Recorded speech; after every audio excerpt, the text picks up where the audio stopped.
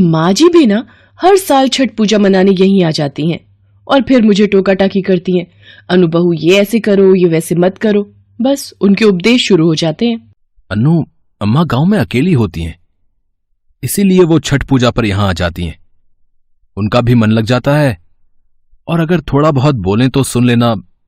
कुछ दिन ही तो रुकते हैं वो भी। उधर राजेश को ट्रैफिक की वजह से स्टेशन पहुंचने में थोड़ी देर हो जाती है। ये लड़का अभी तक हमें लेने क्यों नहीं आया? बैग पकड़े खड़े खड़े घुटने दुख रहे हैं मेरे तो। जरूर अनु ने कोई काम पकड़ा दिया होगा, वैसे भी वो मेरे से 2 कदम आगे ही रहती है। ममता आ जाएगा, अब उसमें उसकी क्या गलती है जो हमारी ट्रेन आधा घंटा पहले पहुंच गई तो। और रास्ते में ट्रैफिक भी तो होता है।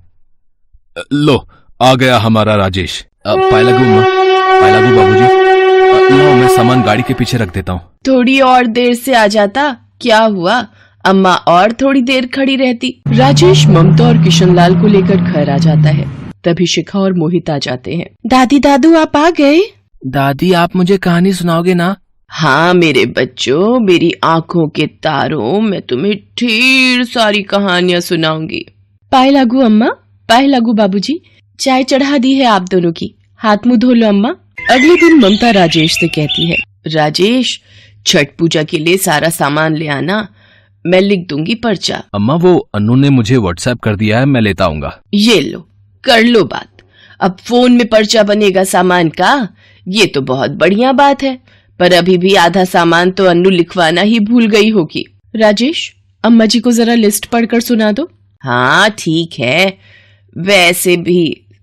वैसे सब कुछ मैंने ही तो सिखाया है तुझे, वरना पहले तो आधी चीजें घाट पर ले जाना भूल जाती थी। अम्मा झूठे मुंह ही तारीफ कर दिया करो, वही आपसे ना होती, मेरे तो कान तरस गए। अगले दिन से छठ पूजा का व्रत था। अनु रसोई में पूरी पकवान बना रही थी। इतना बड़ा काजू बादाम का टुकड़ा तो पहली बार ही देखा हलवे में।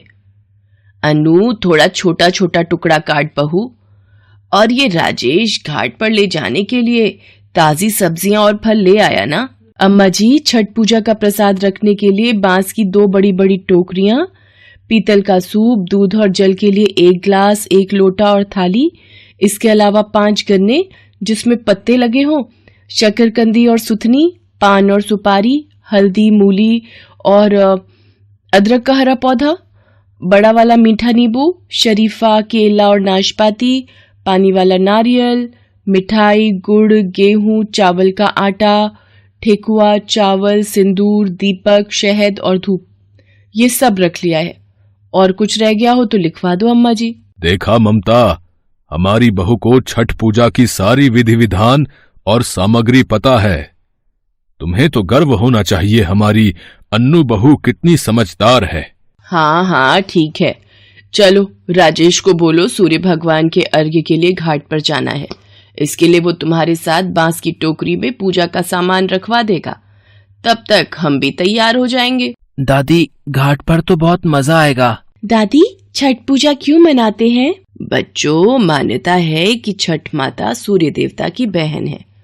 सूर्य देव की उपासना करने से छठ माई प्रसन्न होती हैं और मन की सभी इच्छाएं पूरी करती हैं। छठ की शुरुआत नहाय खाए से होती है और 4 दिन तक चलने वाले इस त्योहार का समापन उषा अर्घ्य के साथ होता है। छठ पूजा करने से छठी मैया प्रसन्न होती हैं और हमारे घर में खुशहाली आती है। साथ ही साथ भगवान सूर्य को अर्घ्य देने से वो हमें स्वस्थ और तंदुरुस्त रहने का आशीर्वाद प्रदान करते हैं। आया समझ में? जी दादी अब समझ में आया। चलो बच्चों गाड़ी में बैठो, अम्मा अन्नू के साथ आओ, मैं बाबूजी का सामान लेकर साथ आता हूँ, ठीक है? चल अच्छा है, अनु तुझे मेरी दी हुई नई साड़ी तो पसंद आई, वरना मेरी पसंद की साड़ी तू कहाँ पहनती है। अम्मा जी आपने भी तो मेरी पसंद की साड़ी और कानों में झुमके डाले हैं, वैसे मेरी चॉइस तो आपको माननी पड़ेगी। और फिर दोनों सास बहू छठ पूजा के लिए घाट पर जाती हैं। 2 दिन तक अनु और ममता खट्टी मीठी नोकझोंक के बीच छठ पूजा का निर्जला व्रत पूरा कर रही थी। एक शाम, अरे पूर्णिमा आओ आओ, कैसी हो? मैं ठीक हूँ, कल सुबह उषा अर्घ के लिए कितने बजे निकलना है, यही पूछने आई थी। सुबह 3 बजे तो निकल ही जाएंगे, वहां पहुंचने में समय लग जाता है और भीड़ भी होती है। ये कौन है अनु? पहले कभी नहीं देखा। मेरी सास है, गांव से आई हैं। तभी तो कितना 3rd क्लास ड्रेस अप है इनका, और मठरी गुजिया का आटा गूंदते हुए पूरी साड़ी को आटे में भर रखा है इन्होंने। कितनी गंवार सी है तुम्हारी सास। पूर्णिमा की बात सुनकर ममता अपनी साड़ी को झाड़ने लगती है। वो थोड़ा लज्जित हो रही थी और अनु ये सब देख रही थी। पूर्णिमा सोफे से उठ इसी वक्त। क्यों, क्या हुआ? थोड़ी देर गप्पे मारते हैं ना।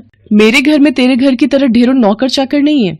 हम अपने घर के काम खुद ही निपटाते हैं, और हम तेरी तरह नहीं है जो अपने पति के पैसों को महंगे कपड़ों और जेवर में लुटा दें। हमें पूजा की तैयारी करके जल्दी सोना है। ठीक है, जा रही हूँ। और हाँ, गवार नहीं है मेरी सासू माँ। जब वो खाना बनाती हैं तो अपने हाथों से प्यार उड़ेल देती हैं उसमें, समझी? आज के बाद मेरी सासू माँ के खिलाफ एक लफ्ज भी कहा तो मुझसे बुरा कोई नहीं होगा। पूर्णिमा अपना सा मुंह लेकर चली जाती है। ममता अनु का ये रूप देखती है, उसकी आंखें आंसुओं से भर आती हैं। अम्मा जी, इन बेकार के दिखावा करने वालों की बात का बुरा मत मानिएगा।